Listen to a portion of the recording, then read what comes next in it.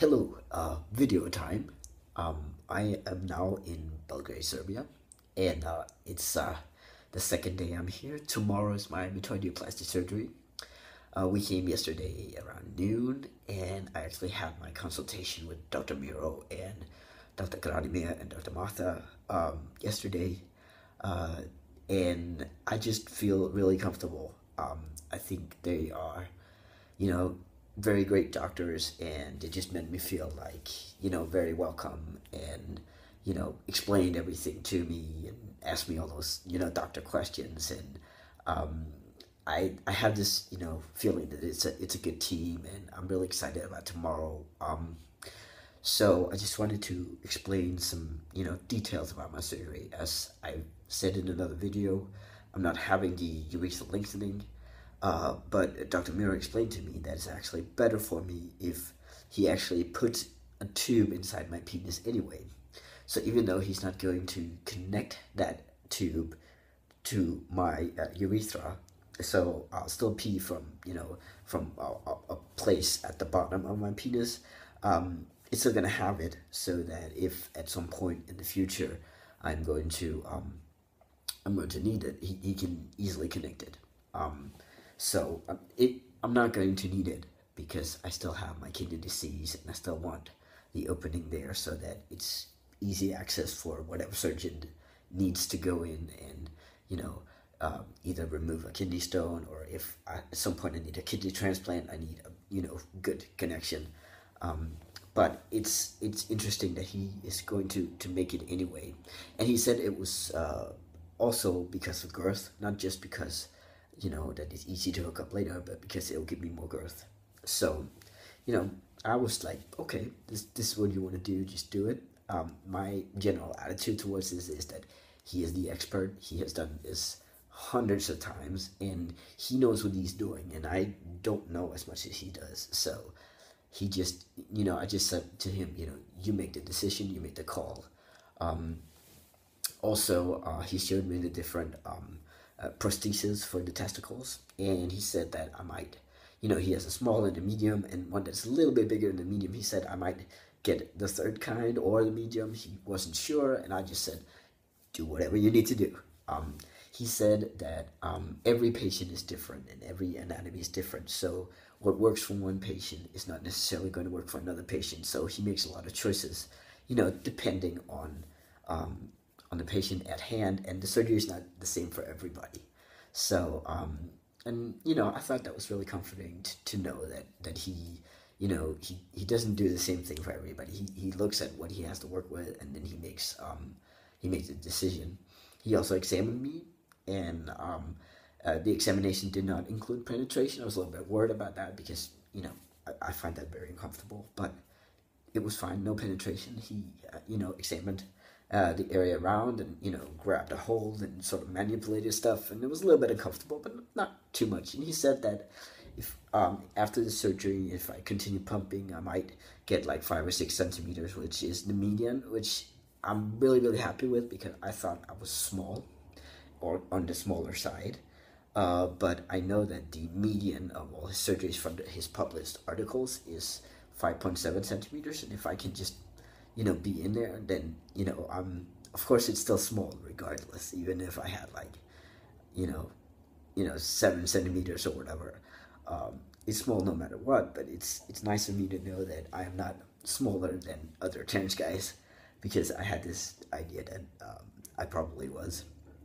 So, and I talked to the anesthesiologist, Dr. Gradimir, and he was also really nice. And,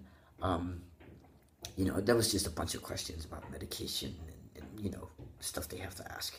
He said he might do a local anesthetic. It means, put a needle in my back instead of, a general anesthetic. That's only because I have asthma, and, I have allergies right now because it's springtime.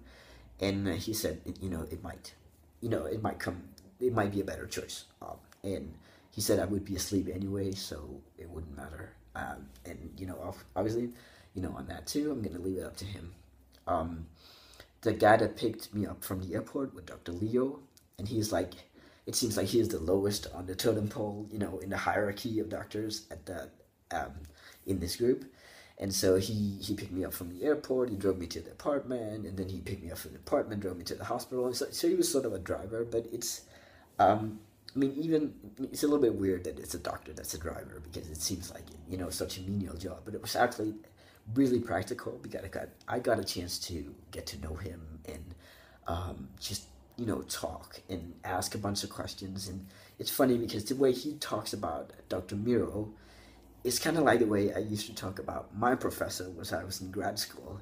Like this amazing guy, and you have so much to learn, and you're so much in awe of the genius of the guy you're working with. So I could very much relate to how that feels, and it also makes me, it makes me comfortable that his students, even though he's not a student, he is a doctor, but he's an apprentice of sorts, that they are so enthusiastic and feel so fortunate to be working with this guy. So, that makes me feel really good. And it's also, Dr. Leo also told me that they consider all the patients it's kind of like a family thing, and that's also kind of the sense I got of it. So, everything is good on that, and I'm excited about tomorrow. I have to take a suppository tonight to empty my bowels. That's going to be a lot of fun. And other than that, I can eat before 7 in the morning tomorrow, and then I can drink until 9 a.m. and then nothing. And then at around 2, I'll have my surgery. I'll go to the hospital maybe around 10 or maybe around 12. They wasn't sure. Somebody's going to pick me up, so, I'm fine. And so that's it. So tomorrow on April 3rd at 2 p.m. Central European, please send a whole lot of positive thoughts my way, because I really appreciate it. And just I'll make more videos. I'll probably make really frequent videos with updates, just in the first couple of days, and I'll show you around the apartment and stuff. So wish me luck. And also, I was just in case you have the opportunity, go and just have a day before the surgery like I've had today. Didn't have any appointments or anything, so I've been able to see the town and just walk around, with my mom and my uncle who are here with me. And it's a beautiful city, I think, and it's really nice and warm and spring here, and it isn't in Denmark, so that was really nice. Could walk around in a t-shirt. And I saw the Tesla Museum, which for a geek like me is sort of like a pilgrimage. And they had experiments. It's a very small museum, but it was excellent. Very, very geeky.